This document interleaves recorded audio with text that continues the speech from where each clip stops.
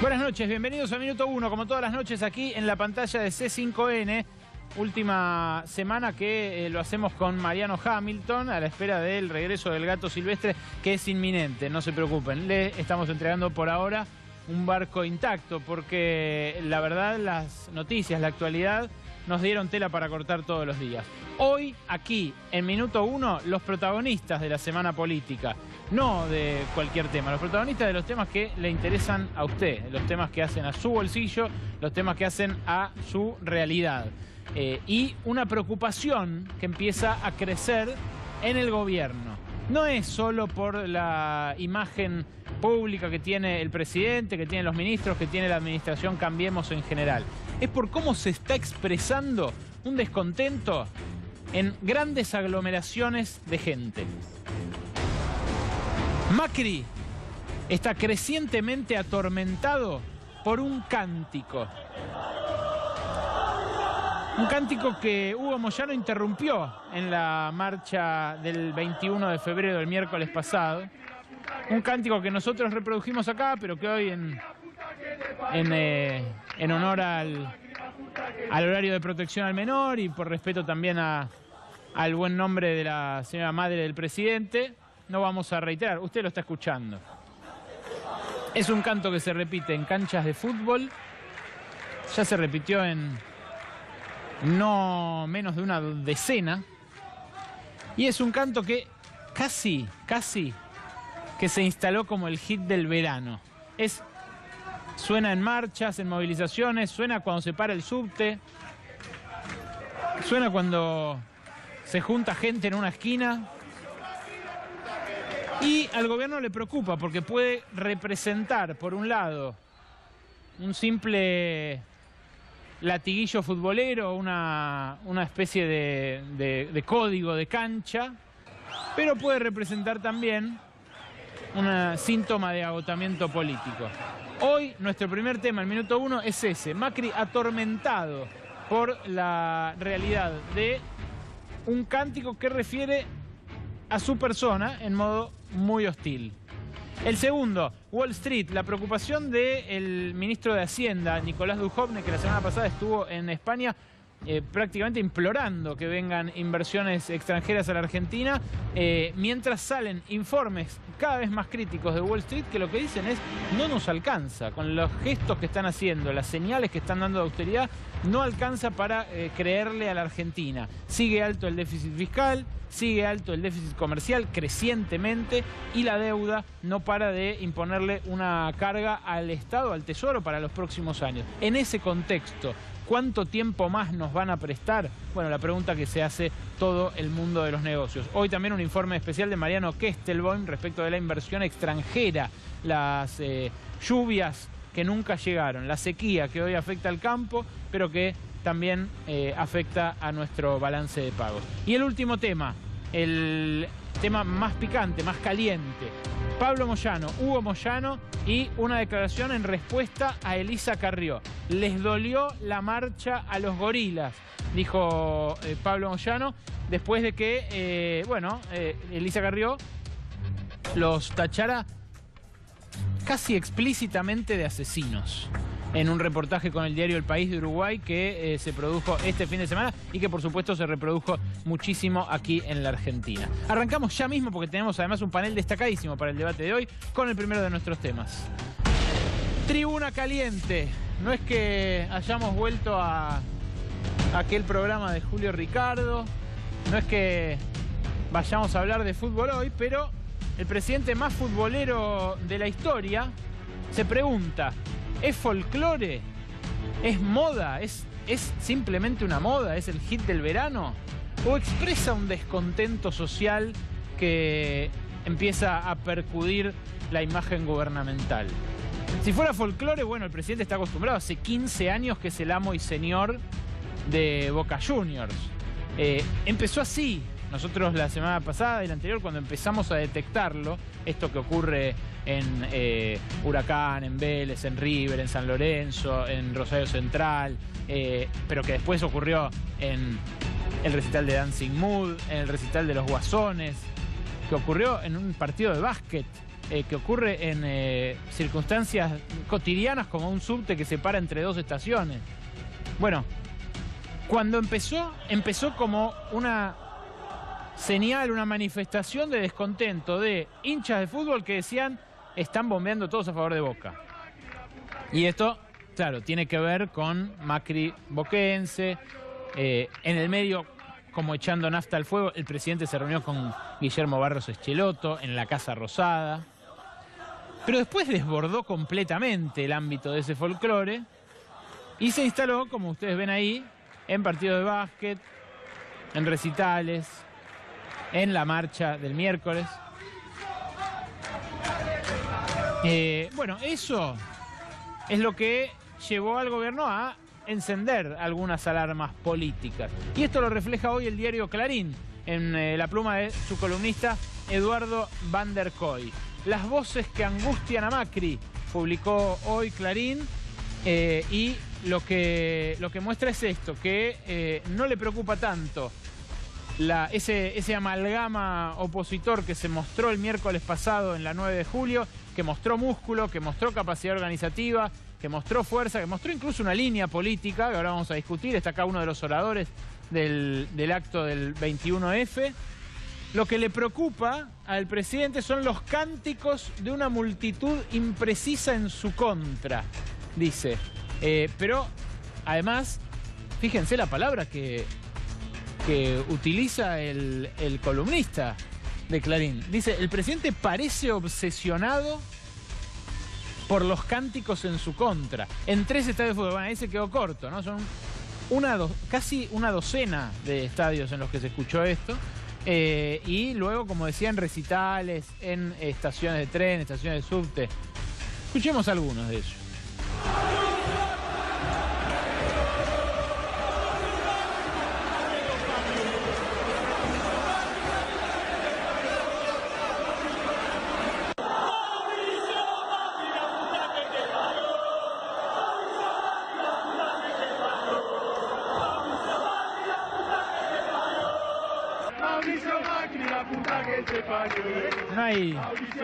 No hay mucho equívoco, ¿no?, respecto del contenido de la letra. La verdad que el primer cántico decía ponelo a Macri, la puta que te parió, porque era una señal de descontento por el arbitraje, como diciendo ponelo a jugar al presidente que juega para ustedes.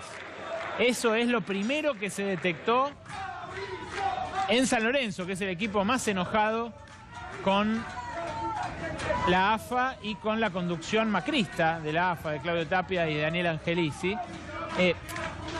Tengamos también en cuenta que esto arrastra una historia, ¿no?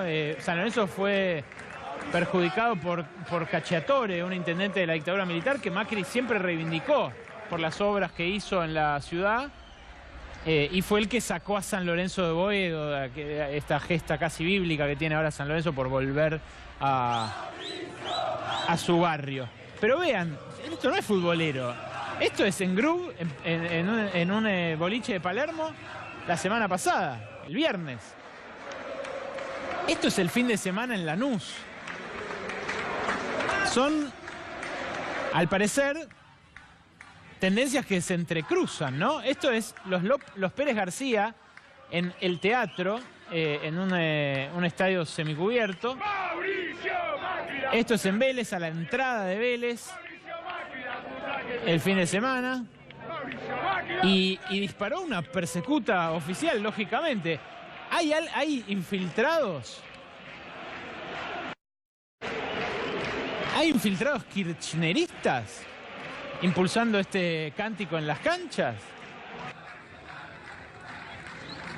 Si los hay, son un montón. Y la verdad, da la sensación de que no. Da la sensación de que, por el contrario, esto es algo que permea en distintos sectores de la sociedad, y muchos necesariamente por la cantidad de votos que sacó el gobierno el año pasado, muchos de los que entonan esto a viva voz tienen que haber votado a Cambiemos en las últimas elecciones. ¿Qué los enojó tanto desde octubre para acá? ¿Solamente los arbitrajes a favor de Boca? ¿Qué los enojó tanto a algunos probables votantes de Cambiemos para cantar contra el presidente así? ¿Es algo que debería ya empezar a preocupar al gobierno en términos de su discurso público? ¿Es algo que que intenta contrarrestar en los medios de comunicación? Bueno, por ahora es muy incipiente. Pero le quiero preguntar a Mariano Hamilton qué pasa en las televisaciones, por ejemplo. Buenas noches, Mariano. ¿Qué tal, Ale? ¿Te acordás que esto lo habíamos hablado hace 10 días aproximadamente? Y vos me preguntaste a qué yo lo atribuí. Yo te dije, bueno, yo creo que está muy vinculado a los resultados deportivos y a los avatares de lo que va sucediendo en el campo de juego. Efectivamente, pero también te dije en aquel momento, cuidado que esta es una puerta que cuando se abre es muy difícil de cerrar. Bueno, esto es lo que está ocurriendo. Es una puerta que se abrió, es una puerta que se está desparramando por diferentes estadios de fútbol y que ya lo que en un principio era consecuencia de determinado malestar por algunos fallos deportivos, hoy ya contagia a la gente que puede estar afectada por la cuestión económica o a la gente que puede estar afectada por cierta pérdida de libertades individuales, como qué sé yo, la gente que está cansada del gatillo fácil o del aumento de las tarifas o de lo que fuere.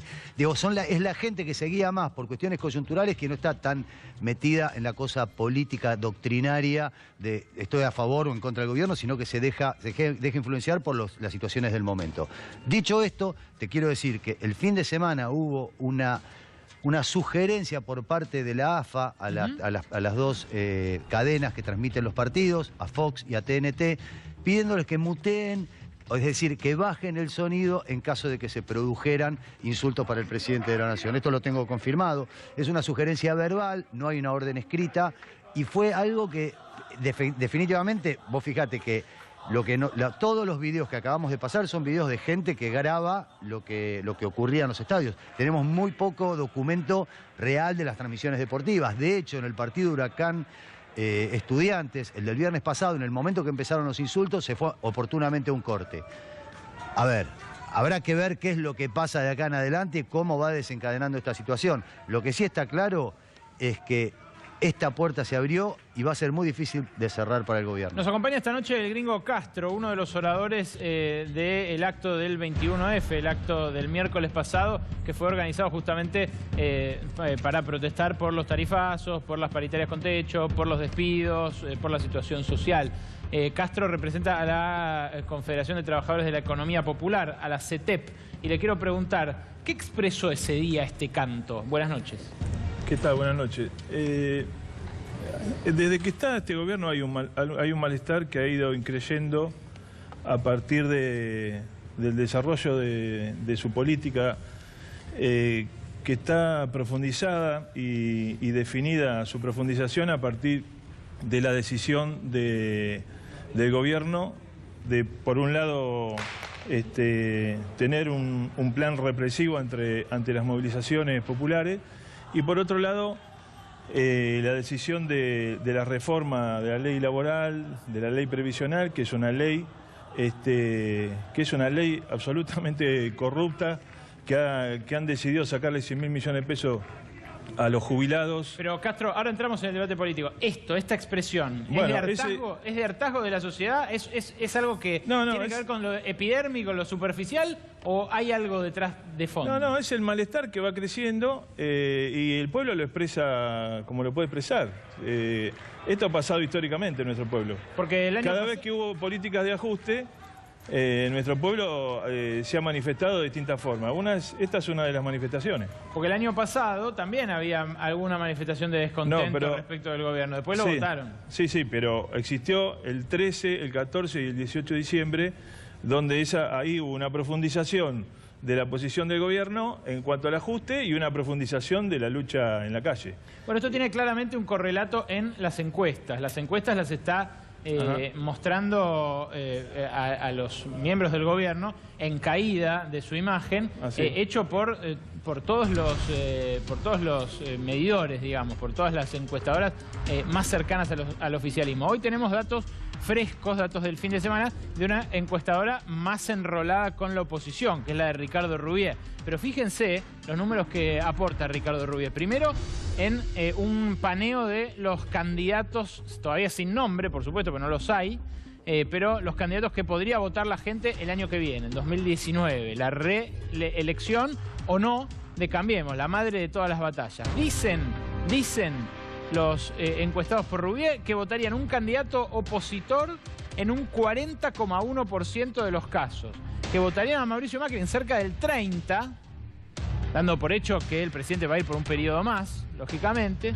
y no lo sabe un 25%. Fíjense que si el gobierno logra inclinar una vez más a esos que no saben de su lado, bueno, obtendría la reelección, aunque sea en una segunda vuelta, el presidente Mauricio Macri. Pero se consolida un núcleo opositor que, ¿cuál es la gran ventaja para el gobierno? Y su desunión, su rotura, su permanente atomización que al parecer dan por garantizada en Balcarce 50. La siguiente placa muestra más en detalle la raíz de la caída de la imagen. Las expectativas económicas. Fíjense ustedes las puntas, cómo se cruzan. Primero, en diciembre de 2015, en los primeros trimestres de 2016, esto según, insisto, Rouvier, alguien que más que nada comulgaba con el gobierno anterior, pero que hace sus casos, pone representación demográfica, respetando los patrones socioeconómicos y todo. Bueno, marca una imagen negativa superior a la positiva de las expectativas económicas desde aquel momento de ajuste de 2016, el salto en el tipo de cambio, la reunificación cambiaria, todo lo que vivimos, y cómo las expectativas se hacen más negativas sobre finales de 2017 y sobre el inicio de 2018. Y las positivas caen del casi 34%, fíjense ustedes, al 29,9%, debajo del umbral de los 30. ¿Qué más? Hay dos placas más respecto de la imagen de gestión primero del gobierno. Buena o muy buena, suma un 40%, si se quiere. Ahí está ese 40% que todavía apoya al oficialismo. Y entre mala y muy mala, en este caso suman más del 50%. Esto, insisto, no tiene que ver con la intención de voto. Hay gente que evalúa mal o muy mal a un gobierno y es capaz de votarlo porque el otro le parece mucho peor. Algo de eso hubo, ¿no?, en las últimas dos elecciones. Y la última, lo que mostramos en la imagen personal ya del presidente. Ahí tienen entre buena y muy buena, tiene un poco más, tiene un 44%, y entre mala y muy mala suma algo así como un 50, un poquitito más. La mitad más uno, digamos. ¿Qué pasa en simultáneo con esto en el exterior? Bueno, en el exterior empiezan a haber algunas señales preocupantes de la economía y la Argentina parece ya no ser más la niña bonita de los mercados. Fíjense lo que escribió nuestro colega Pablo Wende en el portal Infobae. Lo más preocupante que deja febrero, la mala onda en el exterior con la Argentina. Grandes bancos, brokers de Wall Street salieron a desarmar posiciones en activos locales. El gobierno apuesta a que los buenos datos de la economía y la cumbre local de banqueros en marzo pueda revertir la tendencia negativa. Cuando hablo de tendencia negativa, hablo de que entre jueves y viernes, por ejemplo, pegó un salto fuerte el riesgo país. ¿Ustedes lo vieron en algún lado? Poco se habla ahora del riesgo país, al menos en los medios oficialistas, que son una miríada, ¿no?, cada vez más. Pero algo cambió desde el fin de año pasado, dice Wende en Infobae.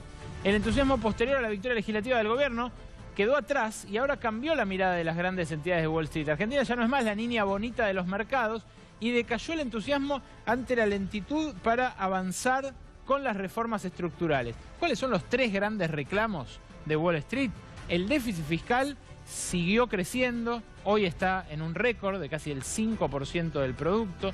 El déficit de cuenta corriente es algo realmente inédito en la Argentina, es muy preocupante por su volumen, por su dinámica y por cómo está siendo financiado, que es el tercer aspecto, la deuda. Incluso a los prestamistas más audaces le empieza a dar algo de vértigo cuando ve que la persona que le pide prestado le pide. Y esto, por más rentable que sea prestarle, y en un momento uno se pregunta, ¿me devolverá? Bueno, es lo que al parecer se están empezando a preguntar, no según nosotros, sino según el colega Pablo Wende, que además conoce mucho del mercado financiero. En el diario Perfil también publicaron esta nota que da cuenta de una situación similar. La pérdida de aprobación Dice este diario, la pérdida de aprobación del gobierno en solo 4 meses es muy superior a la devaluación, al crecimiento del precio del dólar y a la inflación. Cayó 30% desde el pico postelectoral en noviembre pasado. Esto es un informe muy detallado que dio a conocer el director de Perfil, Jorge Fontevecchia, en su edición de ayer. Las encuestas muestran que la economía es la mayor fuente de críticas al gobierno. No en vano, el gobierno busca discutir otros temas que no son los económicos, ¿no? Según las mediciones, entre un 30 y un 50% de las personas dice estar económicamente peor que hace un año, incluso que hace un año, que fue un momento bravo, ¿no? De despidos, de inflación, y en iguales proporciones teme estar aún peor dentro de un año. Esto es lo que muestra este informe que dio a conocer el diario Perfil y que tiene que ver con lo mismo que se escucha en las canchas, con lo mismo que se escucha en las estaciones de subte cuando se para el subte entre estaciones, con lo mismo que se escucha en recitales. Ojo, en recitales de lo más diverso, ¿eh? Un recital de Los Guasones, que es como un rock barrial, así callejero. Hubo en la orquesta típica Fernández Fierro, si se quiere un público más de mediana edad. Lo hubo, recién lo vimos en los Pérez García, en otro estadio. Es algo que realmente se hizo viral, ¿no? Algo que empieza a preocupar seriamente al gobierno y a reflejar en otro plano esto que muestran las encuestas y los sondeos. Con el periodismo y puntualmente con los medios de comunicación, ¿qué pasa? También lo mostró Fontevecchia en esta nota, y vale la pena mirar esto. Fíjense, el blindaje mediático, el hecho de que los medios hablen de el perro Balcarce, de las muecas de Antonia, de los vestidos de Juliana, esa sensación de encierro que tiene el que no le gusta a Macri, que dice, che, pero no lo dice nadie esto. Bueno, vean cómo se refleja. Se refleja en que si le preguntan a la gente, ¿usted cree que los medios de comunicación están haciendo bien su trabajo? Vean, en Colombia 38%, todo es bajísimo.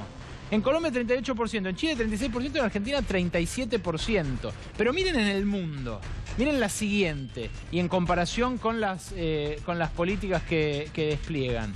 En Grecia, en lugares en crisis complicados como Grecia, solo 18% les cree. En lugares en crisis digamos, los países que tienen niveles como Argentina son países en crisis, no como Grecia, pero sí como Italia y España. Lugares donde hay sistemáticamente manifestaciones de descontento popular, donde en Italia puede ser primer ministro un payaso, donde en España, bueno, está de a ratos al borde de la desintegración territorial. Es algo que también tenemos que ver como autocrítica nosotros, ¿no? En algún momento se gasta esa credibilidad. Fíjense ustedes, los medios reportan las distintas posiciones políticas de forma justa. Vean ustedes, según si se apoya o no al gobierno, ahí lo ven. Por ejemplo, en Canadá, los que apoyan son más que los que no apoyan, ¿no? Entonces ahí uno ve que el trabajo de los medios está valorizado. En Alemania también se ve que es un más 18 lo que hay a favor de los medios. En Argentina está por debajo de todos ellos. Y en Estados Unidos, donde gobierna Donald Trump y donde, Trump está en plena guerra con los medios también, fíjense, los que no apoyan son más que los que apoyan. Bueno, esto es un estudio que mostró Jorge Fontevecchia del Pew Research Center, que es un centro norteamericano de estadísticas, y lo que marca es también que ese cantito en cualquier momento puede empezar a escucharse respecto de líderes de opinión mediáticos también. Yo quiero introducirlos a nuestros invitados de hoy, además de Castro, para preguntarles sobre esto. ¿Es algo que se limite al fútbol o a ciertas expresiones? ¿O hay un descontento que empieza a emanar como en un geyser? José de Mendiguren, buenas noches, ¿cómo le va? ¿Qué tal? ¿Cómo estás? Yo creo que uno puede tapar un tiempo determinadas cosas, puede influir, ayudado por una ayuda mediática trascendente, que las cosas van bien, hablar del segundo semestre, hablar de la inflación que iba a estar en el orden del 20 y fue el 40, hablar de los brotes verdes. Fíjense, lo que vivimos la semana pasada es algo muy significativo, que al ministro Duhovne, en Europa, un periodista especializado dice: ministro, no mienta. Está mintiendo las cifras cuando se dice que el déficit fiscal está en el 4%, no se le está agregando cuando sabemos que el déficit le agregamos los intereses de la deuda más el cuasi fiscal, es exactamente el doble. Entonces, cuando por un lado dice estamos bien, mi sector, el sector textil, crecieron 100% las importaciones. Y decimos que lo vamos a administrar. ¿Qué quiere decir esto? Hay algo que uno puede tapar, que es la realidad. Y la realidad, sobre todo, de aquellos sectores que son los más necesitados. Porque yo no puedo decir que a todos no le va mal. Hay sectores, el sector financiero le va bien. Hay gente que puede consumir. Vimos los aviones que salen con la gente colgada del ala, de Ezeiza. Vimos las colas de consumo a Chile. Vimos las colas de consumo a Paraguay. Vimos el sector automotriz, récord de ventas en el mes de enero, y mientras se anunciaba el récord de ventas se despedía personal. Bueno, está bien, pero eso, justamente bueno, pero eso, llega un Vasco, momento... Perdón, quiero detenerme ahí. Está bien, a futuro vos, yo, los que entendemos de economía, podemos inferir que algo anda mal si las terminales automotrices producen una décima parte de lo que venden las concesionarias. Ahora, la gente se está comprando autos y motos. Claro, entonces, este cántico, ¿qué quiere decir? Por eso, la gente, pues hay gente que va a consumir, eso no cabe duda. No está toda la economía homogénea. Ahora, donde trabaja, preguntarle al autopartista, que era el que trabajaba para proveer esa terminal, que lo está trayendo de Brasil, al empleado de ese autopartista, al empleado textil, sí, ya lo estás viviendo. Volvés al supermercado, yo quiero ser primitivo porque es lo elemental, nosotros íbamos a llenar las góndolas del mundo. Si ahí no somos competitivos y nos llenan las góndolas a nosotros, y ves que están trayendo las bondiolas de Dinamarca, la bondiola está llegando de Dinamarca. Sí, limones españoles. Limones, las naranjas. Entonces, esto la gente lo percibe. Al principio... Gracias. José Urtubey también nos acompaña esta noche, también es industrial, también es directivo de la Unión Industrial Argentina. ¿Qué representa este cántico? A ver, yo creo que llevando esto al propio sector dentro del cual opero, creo que todavía hay una frustrada expectativa de lo que se entendía como un cambio. Es decir, en términos industriales era necesario, ya veníamos con el anterior gobierno de 3 o 4 años de caídas o estancamientos. Ahora, si vamos a las cifras duras, el cambio teóricamente teníamos la expectativa de que íbamos a un modelo que iba a priorizar lo industrial. El año pasado se creció solamente un 1%, comparando contra el peor año de los últimos 10, que fue 2016. Y en diciembre ya hubo caída. Con lo cual, en enero ya hubo caída. No, en diciembre del año pasado. Y en enero también, ahora estamos terminando de cerrar, también hubo caída, con lo cual te das cuenta que, por lo pronto, desde el modelo industrial, no vemos que sea, en términos centrales, la preocupación del gobierno cómo dar dinamismo. Y Eduardo López se gastó el crédito, digamos, ya pasaron 2 años y le empezó a caer la ficha a la gente de que ya la expectativa a futuro no va a ser distinto de lo que está pasando hoy. Buenas noches. Buenas noches. Sí, para mí sí, coincido con el gringo que la fecha fue 18 de diciembre del año pasado, cuando el cacerolazo a la noche y de día la marcha, donde aparte de estos cánticos se cantaba Unidad de los Trabajadores, que me parece que es clave. Yo viví el ajuste de los 90 y fueron casi 10 años de apoyo a ese ajuste. Ahora son 2 años de apoyo a un ajuste. Y eso lo veo como positivo, porque yo me acuerdo en los 90 mucha gente se enfermaba, perdí el trabajo por culpa mía, perdí el trabajo porque no soy buen trabajador. Y ahora me parece que están poniendo el eje donde corresponde, en un gobierno que hace que se pierda el trabajo. Hay un buen dicho que dice: trabajador no hay trabajo, se hace el trabajo al votar. Y bueno, me parece que hay que votar para que haya trabajo. No hay que autoculparse de no tener trabajo, sino que hay que votar para que haya trabajo. Y eso es lo que estos cánticos reflejan.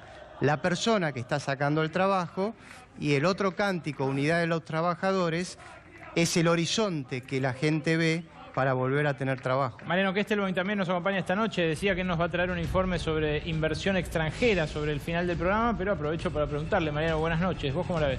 Buenas noches. Y el desequilibrio es muy grande. Como vos analizabas antes, el vértigo que hay en las cuentas nacionales es gigantesco. Hay un déficit de cuenta corriente que este año va a superar el 5% en relación al PBI. Desde 1981 que no había un déficit de cuenta corriente tan importante. Esto tiene que ver con un gobierno que especuló con que la inflación iba a ser mucho más baja de lo que realmente fue y generó un déficit comercial muy grande y sobre todo un déficit en la balanza de servicios, también espectacular, que lo está cubriendo con endeudamiento y también lo está cubriendo con inversiones financieras externas que tratan de capitalizar las altas tasas de interés que hay en la Argentina. Entonces, frente a eso, se produce un atraso cambiario muy importante y en el marco del atraso cambiario, las empresas, los sectores industriales empiezan a ver sus problemas cada vez más fuertes y el consumo que no se recupera con un cambio de precios relativos en el cual las tarifas de los servicios públicos aumentan, los precios de los bienes que consume la población en mayor medida son los que más aumentan, bueno, el cóctel es explosivo, es muy difícil de sostener. Desde ya hay un sector de la economía, un sector de trabajadores registrados que todavía están en una situación positiva, en que tienen acceso al crédito, que están tomando decisiones de inversión financiera, sí, turismo en el exterior, compras de automóviles en cuotas, pero hay una porción muy importante de la población que está en una situación muy difícil. Nico, ¿cómo, perdón, no, corto un cacho, ¿cómo está tu número ahí? Porque yo la verdad que la cantidad de mensajes que tengo de gente diciendo que apenas empezamos a mostrar los cánticos, se cortó C5N en los servicios de cablevisión de tal provincia, en el de cablevisión de tal otra. Y bueno, no puede ser esto, viejo. No puede ser. Nosotros no estamos faltándole el respeto a nadie. No. Estamos informando, estamos contando algo que está pasando en todos lados y que extrañamente no se ve ni en las transmisiones, ni en los noticieros, ni en las discusiones de los programas de política. Nosotros acá estamos mostrando la realidad, no estamos, mirá, casi no estamos editorializando al mostrar esto. Es más, dijimos que el improperio, que no íbamos a reproducirlo para respetar justamente a la persona del presidente. Ahora, que nos corten del aire. Y si no es una censura corporativa, le pegan el palo, ¿no? Nos pueden ver por internet igual, no se preocupen. Nos pueden ver por distintos servicios. Realmente es increíble. Para los que nacimos en democracia es increíble,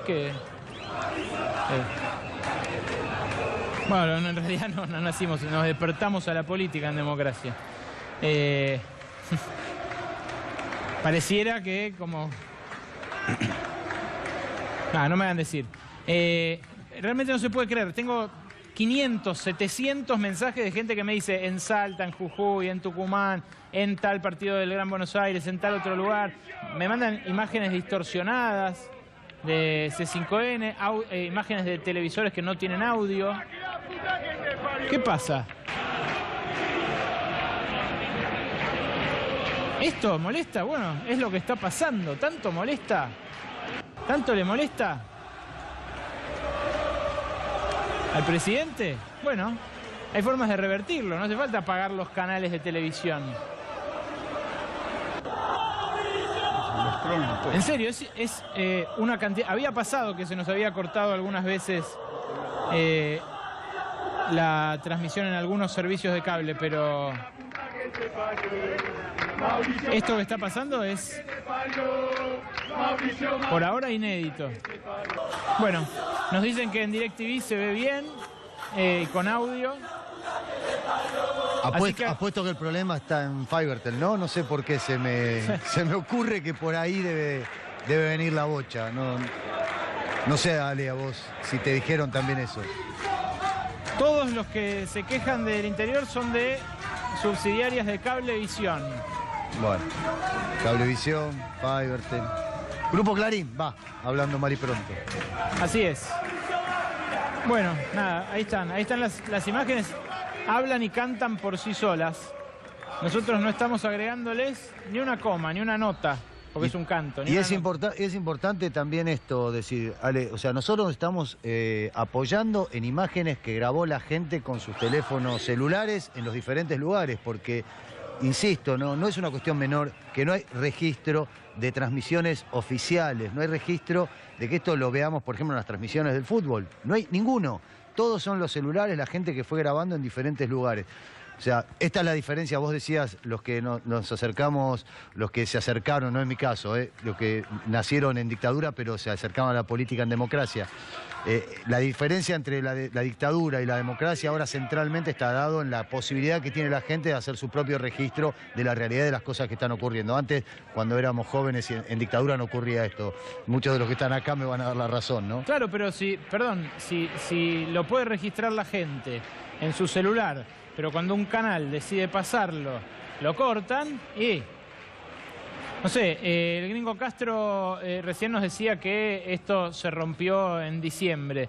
Si hay algo que se rompió en diciembre es porque cambió respecto al año pasado. Ahora, la realidad concreta de los sectores populares que estuvieron en cabeza de las organizaciones sociales el miércoles, ¿cuál es? La realidad que los compañeros trabajadores y trabajadoras de la economía popular están cada vez en peor situación, porque nosotros dimos una pelea muy fuerte en el 2016 para lograr el salario social complementario que complementa el ingreso que cada compañero ha sido capaz de crearse su propia fuente de trabajo, lo hemos creado en forma de cooperativa, y se cayeron la changa y se cayeron... el trabajo de nuestras unidades productivas les cuesta mucho vender, las ferias que hemos organizado hay poca venta, así que la situación de nuestros compañeros, que ya era una situación difícil, está empeorando. Pero no hay que subestimar al pueblo, esto que están haciendo de cortar, digamos, para que no se vea. Nuestro pueblo se la va a ingeniar para mirar televisión de la forma que pueda, y así como somos capaces de crear formas de organización y de lucha, y se están desarrollando formas de comunicación que hacen que todas las cosas se sepan. Y esto es lo que va a generar las grandes movilizaciones, como va a ser una enorme movilización, la movilización de las compañeras.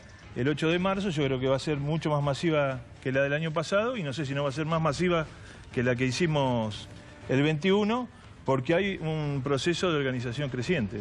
Ale, discúlpame. En redes sociales ya Tribuna Caliente, nuestro tema de hoy, Tribuna Caliente, el hashtag, ya es primera tendencia en Twitter, es de los temas más comentados en Facebook también. Y hay mucha gente viéndonos por YouTube, que también pueden hacerlo por allí. Sépanlo, si nos están viendo por la tele, que ante situaciones de este tipo lo pueden hacer también por YouTube. ¿Mariano? No, que me estaba acordando, ¿te acordás cuando lo insultaron a Kicillof en el buquebús? Sí. Que eran 20 personas que lo rodearon y lo insultaban de arriba abajo. Sí, sí. ¿Te acordás el loop que se hacía en algunos canales de noticias? Sí, lo pasaban. Parecía que habían sido 10 millones de personas los que lo habían puteado. No que eran 20 que lo habían rodeado cuando llevaba a sus hijos en brazos. Me estaba acordando de eso. O sea, la diferencia entre 20 personas que en el buquebús insultan a un ministro de Economía de ese momento, y la diferencia es que ahora tenés estadios repletos que insultan a un presidente y nos cortan las transmisiones. Es rarísimo esto que está pasando. El testimonio está en todas las redes. ¿Quieren verlo? ¿Quieren ver lo que me sorprendía recién a mí en mi celular? Se los mostramos. Esto es Saladillo. Así se ve C5N desde las 9 en Saladillo. Así se ve en Necochea. Así se ve. Este no dice nada, dice solamente bloqueado. Otro de Necochea. Otro de Necochea, otro en Rosario. Mira, directamente te dice que está actualmente codificado. Este grabó el horario incluso. Gracias, Carolina. ¿Quién más? Tenemos un montón, pero hay cientos, ¿eh? Pergamino. Pergamino, desde que empezó el programa. Sigamos, ponerlos más rápido. En la TDA de Roca, Río Negro, ahí está. En Posadas, Misiones, bueno, todo el país, desde la Patagonia hasta la Mesopotamia. Los Toldos. La provincia de Buenos Aires, Chaco, bueno, está bien, sacalo. No, tampoco vamos a victimizarnos, pero realmente no da, muchachos. Estamos haciendo un programa de televisión, estamos mostrando algo que pasó todo el fin de semana y además que en las redes sociales ocurre, no se puede tapar el sol con las manos, como decía Mariano hace un ratito. Vamos al paro docente. Hoy por hoy, con las ofertas que hicieron la ciudad y la provincia de Buenos Aires, los distritos más populosos, pero la verdad solamente en 2 provincias se alcanzaron acuerdos. Hoy por hoy el inicio de clases el lunes próximo, el jueves acá en la ciudad, está casi diría en grave peligro. Eduardo López, ¿cómo es la situación?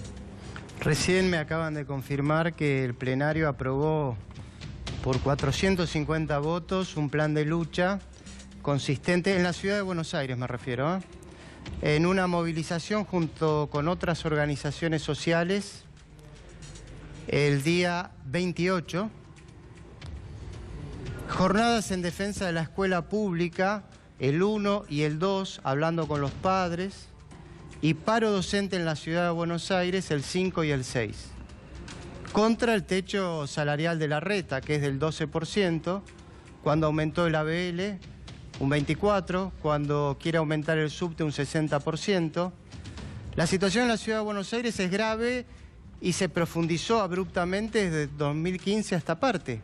Ustedes recordarán y me habrán visto antes de 2015, las clases empezaban y la ciudad pagaba por arriba de la media salarios a los maestros respecto de otras provincias del país.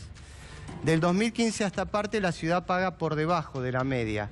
¿Qué genera? Que no haya maestros, hay escuelas sin maestros, es como que se jubila un camionero y estamos 6 meses para encontrar un camionero que lo reemplace. Convocamos a estudiantes del profesorado y ya no alcanzan. Entonces tenemos escuelas sin maestros y niños sin escuela. Por todo esto, los docentes de la ciudad de Buenos Aires empezamos un plan de lucha con movilización, como recién les decía, este miércoles, y un paro docente en Capital Federal el lunes y martes de la semana próxima, 5 y 6. Entonces el jueves, que es el día que tienen que iniciarse las clases aquí, el jueves primero, se inician las clases, pero con una jornada de... Exactamente. El jueves que se inician las clases en Capital, en primaria y en jardín, vamos a hablar con los padres. Agradecerles primero el apoyo histórico de los padres a nosotros, a explicarle que se inician las clases con 15.000 chicos fuera de la escuela. A hablar con los estudiantes secundarios que los conocen, que el año pasado defendieron y conseguimos que este año haya 5.º años y no vayan a trabajar. Son jueves y viernes para organizar jornadas en defensa de la escuela pública y lunes 5 y martes 6 junto a los padres, gran marcha educativa, paro docente de 48 horas por aumento de presupuesto educativo, para que ningún chico se quede sin vacante, porque eso de negociar con los chicos adentro, como dice el gobierno, se olvida que hay 12.000 o 15.000 chicos afuera sin vacante.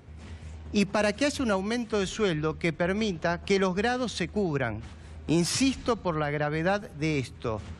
Imagínense, se jubila un cameraman, se jubila... un funcionario, ni le digo un ministro. Si se jubila un ministro, no estamos 6 meses buscando un ministro que lo reemplace. Ahora, se jubila un maestro, profes de química no hay. Los actos públicos actuales quedaron vacantes cientos de cargos. Es decir, que cuando empiecen las clases, jueves y viernes de esta semana, antes del paro del lunes y martes, cuando empiecen las clases, lo mismo va a haber miles de chicos sin clases, porque no hay señoritas de cuarto, no sé cómo explicarlo, maestros de sexto, que los reciban, le den la bienvenida y den clases por los magros salarios. Me olvidé, ¿cuánto fue la oferta de la reta a lo largo de todo el año? 1.800 pesos. ¿Cómo no va a haber paro? José Rubey, termino con esto. Sí. Yo me tengo que organizar para que el aumento de mi salario de acá a febrero del año que viene sean 1.800 pesos más. 900 en marzo, 450 más en agosto y 400 en octubre. Ya me aumentó la luz en mi casa 2.200 pesos. O sea que lo que ya tengo que pagar es más de lo que me van a dar a febrero del año que viene.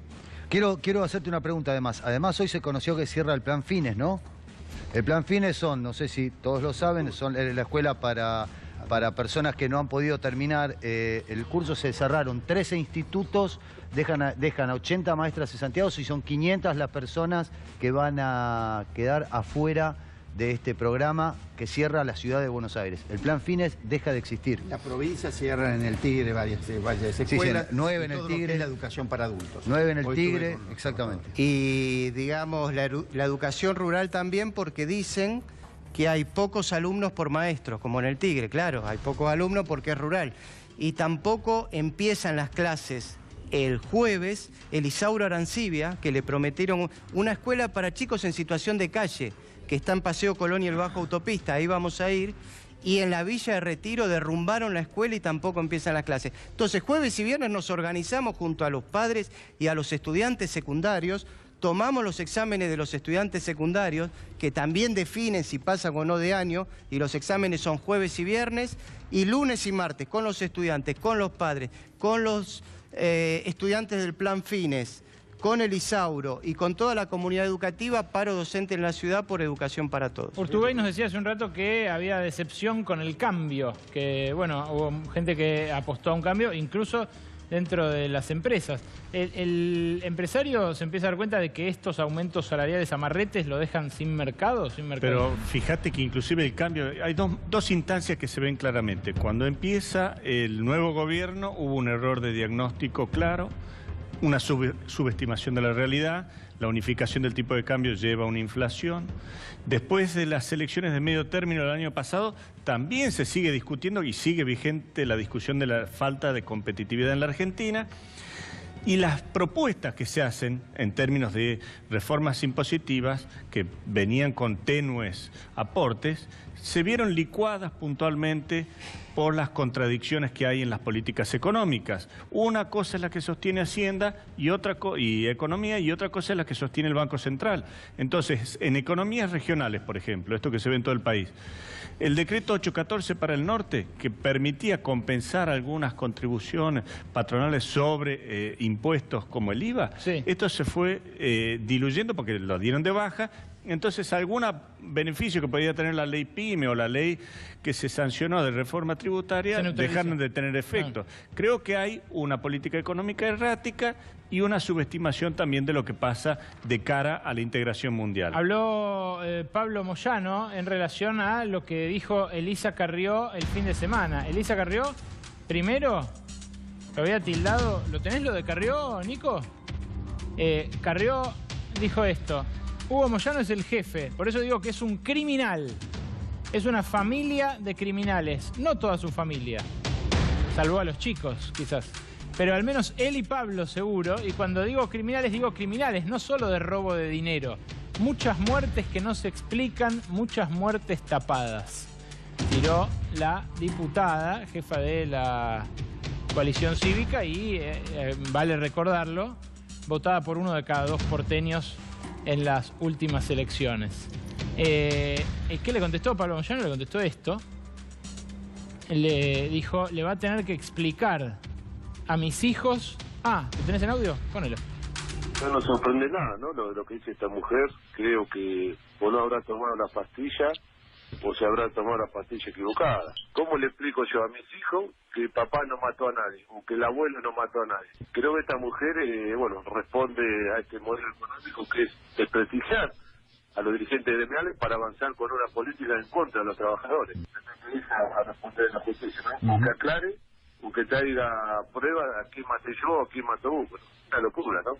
Una de las tantas barbaridades que dice esta señora, que tiene una protección mediática que nadie le consulta o le pregunta por qué dijo eso, ¿no? Aunque pongan las pruebas. Seguramente va a salir toda la luz y esta señora va a tener que pedir disculpas públicamente, y el dinero seguramente que va a tener que pagar va a ser donado a una institución del INPUR. Esta no se la vamos a dejar pasar. Debemos tener la actividad del hijo que está en México, ¿no? A ver, ¿qué actividad se dedica el muchacho? Va a tener que morder la lengua de víbora que tiene por las barbaridades que tenemos. ¿Cuántos dirigentes políticos ha denunciado y después no ha podido demostrar nada? Me va a tener que ayudar a explicarle a mis hijos que no soy un asesino, dijo Pablo Moyano. Esto empieza a escalar ya a niveles, bueno, algo preocupantes, ¿no? Ya no es un cruce de acusaciones entre políticos, empieza a entrar en terrenos personales, familiares.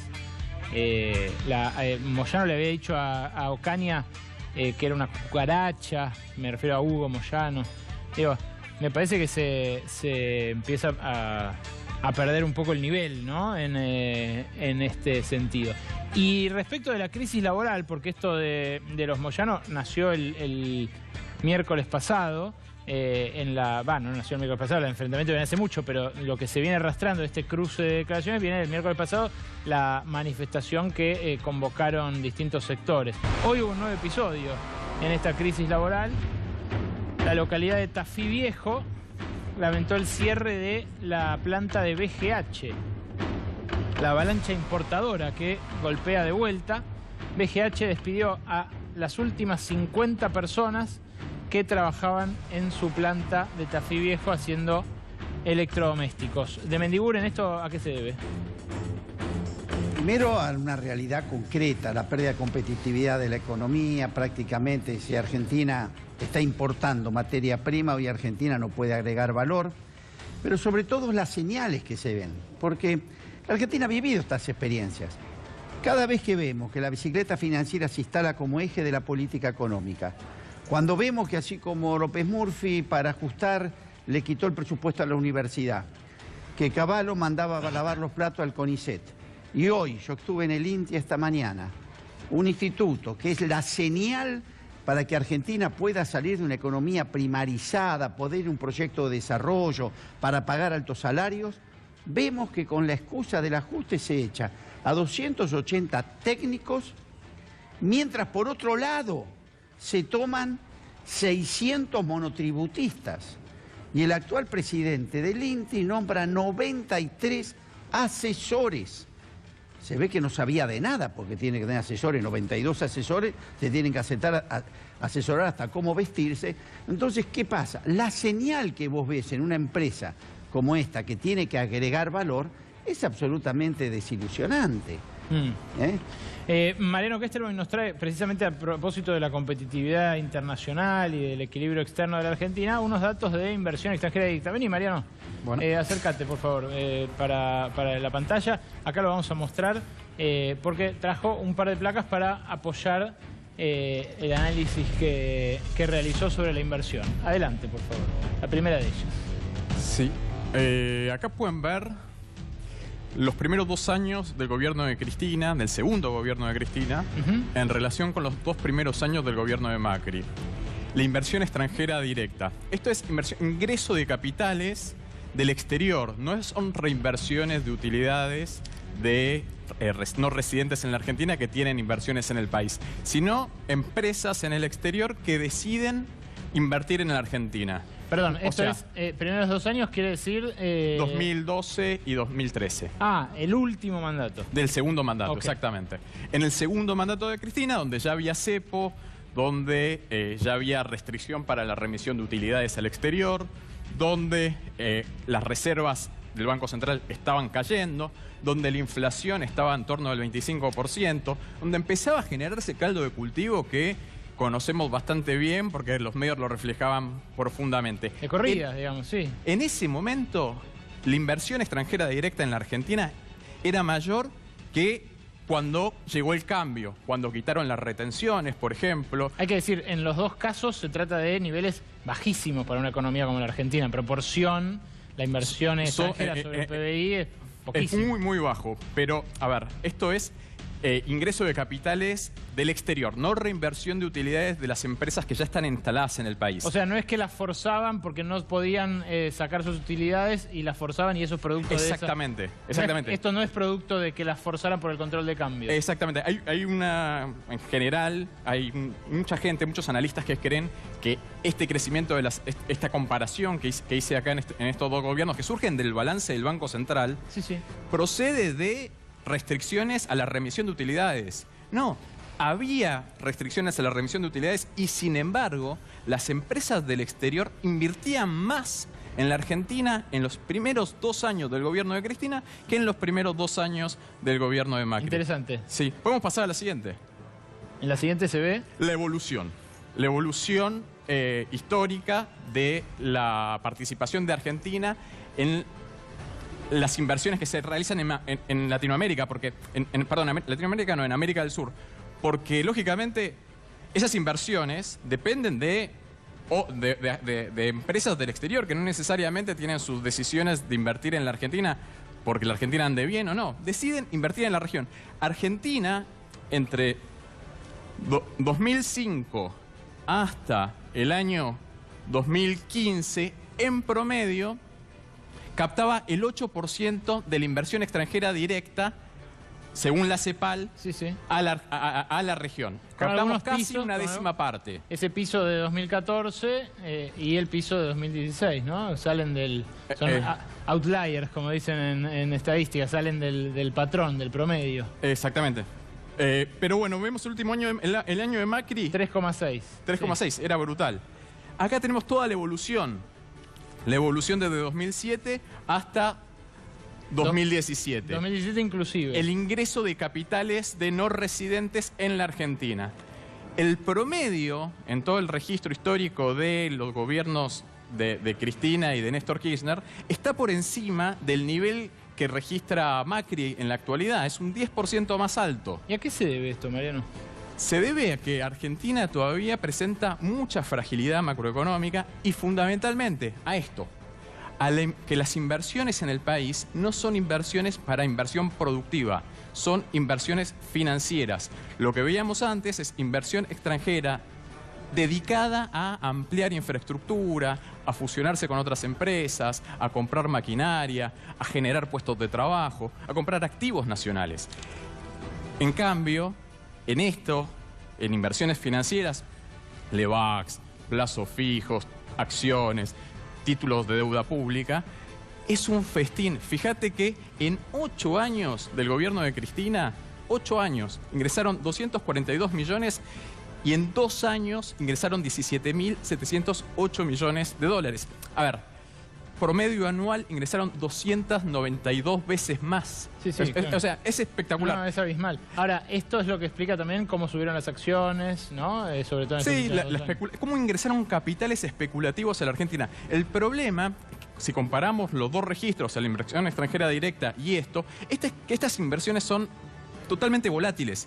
Hoy ingresan, mañana salen. No hay control de capitales. Es realmente un problema. En cambio, la inversión extranjera directa se supone que van a desarrollar fábricas, van a generar empleos, van a generar inversiones, van a mejorar la productividad del país, pueden remitir utilidades al exterior, pueden contratar proveedores del exterior, habría que condicionar esa inversión extranjera directa, pero la gran diferencia con esta inversión es que esta es puramente especulativa. Solamente en enero de 2018 ingresó la mitad de lo que había ingresado entre enero de 2003 y diciembre de 2015. Esto es realmente impresionante. O sea, en enero ingresó 1.400 millones de dólares y en todo ese periodo solamente 2.800 millones de dólares. Entonces, una avalancha. Bien, está clarísimo que hay una diferencia, ¿no? A veces esa diferencia no se suele ver entre la inversión y la apuesta. Y al final de cuentas esto lo que te produce es no mejorar la competitividad real de la economía, se produce el atraso cambiario y la Argentina está sujeta a una fragilidad creciente. Es por eso que el dólar está aumentando en estos últimos días. Muchas gracias, Mariano Kestelboim. Habló recién, mientras estábamos presentando la disputa con Elisa Carrió, habló Hugo Moyano y dijo lo siguiente. Carrió lo acaba de tratar de criminal a usted, incluso ha hablado de que pertenece a una familia criminal. ¿Qué tiene para decir? Desde el punto de vista de lo que ha expresado, son declaraciones, muestran una personalidad perversa de esa señora, perversa, y una perversidad tremenda. Seguramente la mandan a decir eso por parte del gobierno, no sé de quién, para tratar de sumarse a todos los ataques que esté recibiendo. Pero voy a iniciar una demanda muy fuerte contra esta señora. Ella termina esa nota que le hicieron, se hizo hacer, diciendo que el gobierno de Macri tendría que hacer lo que hizo el gobierno de Estados Unidos con Jimmy Hoffa. O sea, Jimmy Hoffa lo asesinaron, lo mataron. Y bueno, ella está de alguna manera insinuando lo mismo. Hoy su hijo Pablo también habló que va a ir a la justicia o al psiquiátrico. ¿Qué le están diciendo que Carrió no está en sus cabales? Pero si uno esto no es... A veces las personas enfermas tienen que generar pena, ¿no? Porque están enfermas. Yo creo que esta persona está enferma. No puede ser que actúe de la forma que lo hace, ¿no es cierto? Teniendo sentido común, teniendo un poco de normalidad en su mente. Hugo, su familia, familiares suyos, tienen empresas que le dan servicio. Así hablaba Hugo Moyano, así le respondía nuevamente a Elisa Carrió. Ahora, brevísima pausa y seguimos con los invitados, que sé que el debate está caliente como la tribuna.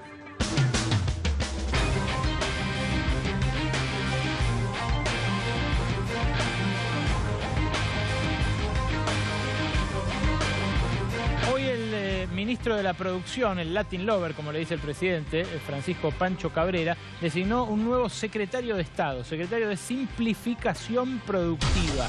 ¿Qué hace un secretario de Simplificación Productiva? Ya lo iremos a ver con el tiempo, pero en el boletín oficial de hoy, antes de ese anuncio, se vio esto. En el boletín oficial se designó a este chico, perdón, pero tiene 27 años, el doctor Ignacio Agustín Salaverry. Se lo designó director de Desarrollo y Cultura de Internet de la Dirección Nacional de Políticas y Desarrollo de Internet de la Subsecretaría de Gobierno Digital de la Secretaría de Gestión e Innovación Pública. Del Ministerio de Modernización, no terminó. Un aplauso para él. Un aplauso. Va a ganar 83.000. Muchacho, 81.000, por lo que yo vi, 81.000. Ahí lo tenemos bien el sueldo. 81.329 pesos con 81. Ahí está la foto de Salaverry. Nuevamente, el aplauso para él, porque se lo merece. De todo el piso se sumó todo el piso. Ovacionan los camarógrafos, los productores, porque realmente hay que tener talento. Director de Cultura de Internet. ¿Cómo era de vuelta? Mostrámelo de vuelta, porque es buenísimo el título. No, lo que gana no, ya lo vimos. El título, la Dirección Nacional. Director Nacional de Cultura de Internet, es buenísimo eso.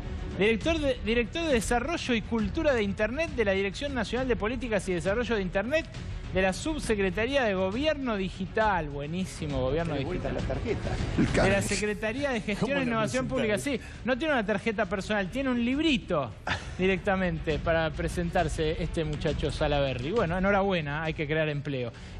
Una ronda final aquí con quienes nos acompañan, porque hoy, bueno, contamos lo de Moyano, contamos lo de las inversiones, pero también dimos cuenta con Castro al principio del programa sobre la situación social. ¿Esto tiene algún viso de mejorar, va a empeorar? Esto que hoy el gobierno sacó como iniciativa, plantear que los programas sociales se condicionen a la escolaridad, ¿puede funcionar? ¿Puede mejorar la situación de los barrios? No, esa es la visión liberal de que nos falta capacitación para conseguir trabajo. Nosotros lo que planteamos es que nuestras unidades productivas necesitan financiamiento tanto para la ropa de los compañeros y las compañeras como para el trabajo que desarrollan.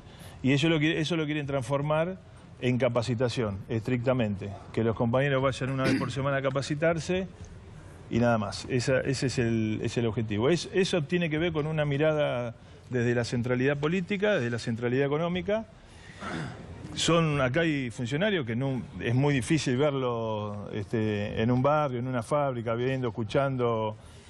Bueno, no existe la palabra pueblo para este gobierno. Perdón, el gobierno porteño tiene oficinas en el barrio 31, ¿no? Adentro. Donde va a la reta toda la semana, va a comer en un restaurante peruano. Digo, para salir del prejuicio. Yo te estoy hablando. Te estoy hablando del desarrollo que tiene que tener un gobierno. Para entender nuestro problema, tiene que discutir con las organizaciones populares y no al revés. No, a nosotros nadie nos llamó para esta idea. Nos llaman para decirnos lo que van a hacer. Para desarrollar una estrategia de organización barrial, popular, tiene que discutir con nosotros, y nosotros tenemos organización de todo tipo en territorio. Eso es lo que se tiene que ver, con quienes hay que discutir. Lo mismo que, digamos, con los sindicatos. En vez de agredir a los sindicatos, hay que sentarse, discutir, ver cuáles son los problemas y las estrategias. Como no lo van a hacer, ¿quién lo va a hacer? Lo vamos a hacer nosotros. Nos vamos a organizar con los docentes, con los camioneros, con los trabajadores de dragado balizamiento, con todas las organizaciones gremiales. Vamos a ser artesanos de la unidad para construir una alternativa a un proyecto que claramente va en contra de los sectores populares. Usted el miércoles, Castro, citó al Papa en su discurso. Sí. ¿Qué representa el Papa para las organizaciones sociales, para usted, para los que estaban el miércoles? No, hay una definición nuestra de la Confederación de Trabajadores de la Economía Popular, que es que todos aquellos trabajadores que se quedan afuera de la producción y del trabajo formal en este sistema tienen que tener los mismos derechos que el resto de los trabajadores. Hay una plena coincidencia con el planteo de Francisco si lees el primer discurso de nuestra participación en el encuentro de movimientos populares en el Vaticano. El segundo discurso y el tercero tienen que ver con ese planteo.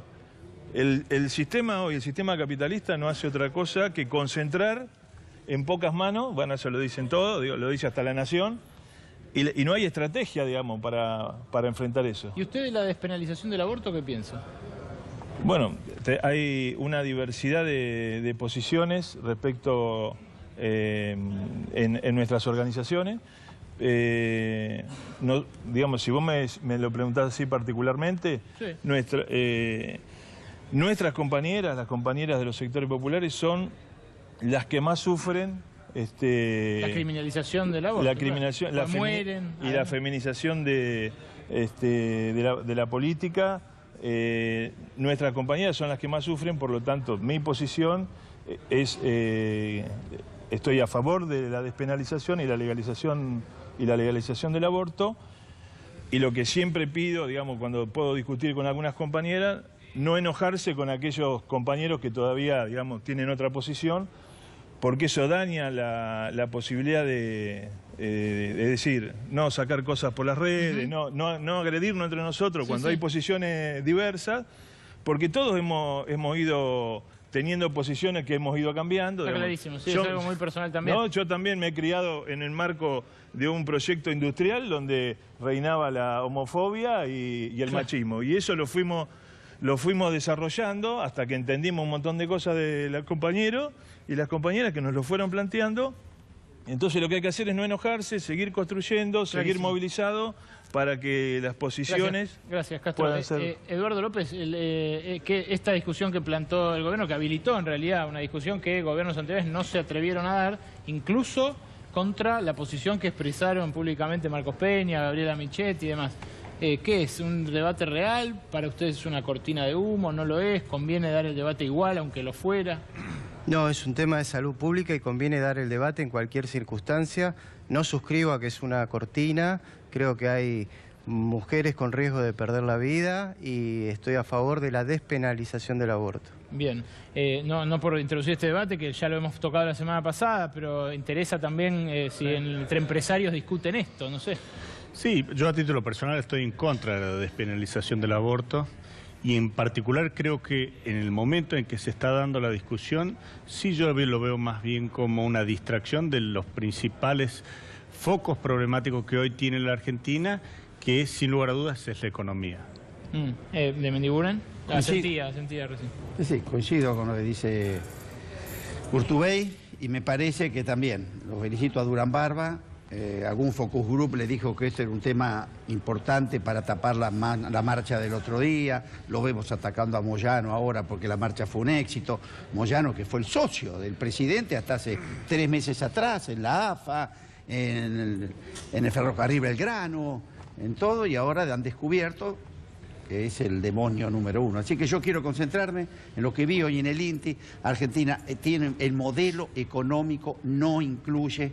El modelo económico, a la medida que se profundiza, está destruyendo todo aquello que necesita un proyecto de desarrollo, como es el INTI, y destruirlo se destruye rápido. Pero Vasco, perdón, construirlo va a construir un montón. Una cosa no quita la otra, ¿no? No, por supuesto. Se puede discutir, porque es una problemática real más allá de... No, a ver, está claro. Por eso digo, podemos discutir la economía, podemos discutir todas las cosas que se piensan que está mal. No cabe duda, y me parece, como dijiste muy bien, es un tema que hay mujeres que tienen un tema muy puntual. Hay 500.000 abortos además, perdón, por año. Lo discutimos la semana pasada cuando teníamos mayoría de mujeres en el panel, cosa que sería saludable que tuviéramos todos los días, pero muchas veces no es posible, muchas veces también hay que producir un programa diario como este, como hace nuestro Nicolás Bocacce, pero es saludable que haya mujeres discutiendo esto, porque son en definitiva el sujeto de esta política de salud pública. Yo me da curiosidad, el caso de Castro puntualmente, porque citó al Papa imagínense, 300.000 personas, muchos de ellos militantes de la izquierda dura del trotskismo, escuchando la cita del Papa en el escenario, fue fuerte. No creo. ¿No? No. A mí no creo. No creo porque, te digo, las reuniones que hemos tenido de los movimientos populares, había muchos compañeros de izquierda, digamos, estaba el MST de Brasil, había de todos los países. Y había coincidencia. Yo me sorprendí de caminar la marcha entre la gente, la cantidad de remeras del Papa, lo destaqué ese mismo miércoles de la noche. La cantidad de remeras del Papa, se veían más remeras del Papa que de Moyano, ni que hablar que de Cristina, que no se vieron prácticamente. Sí. También planteé lo del 8M, de la movilización de las mujeres, digamos, y todas sus reivindicaciones tienen que ser tenidas en cuenta, y por supuesto, tenés razón que acá tendría que haber compañeras. No creo que las compañeras estén muy preocupadas por lo que yo pienso, particularmente. Pero bueno, mi definición ha sido así a partir del debate con las compañeras, no porque a mí se me ocurrió. Bien, nos vamos, nos acabó el programa. Tenemos ya en gateras a Marcelo Slotovías, a José Nathanson y al resto del equipo de Desafío 2018. Así que hasta acá, minuto 1, nos reencontramos mañana a las 9 de la noche, aquí como siempre en la pantalla de C5N. Y si mostramos cantitos de cancha, no nos corten el aire de Cablevisión, sean buenos. Es solamente lo que está pasando en las canchas, en los recitales, en las estaciones de subte, en todos lados. Es un cantito nada más, no es para cortar ningún canal. Hasta mañana.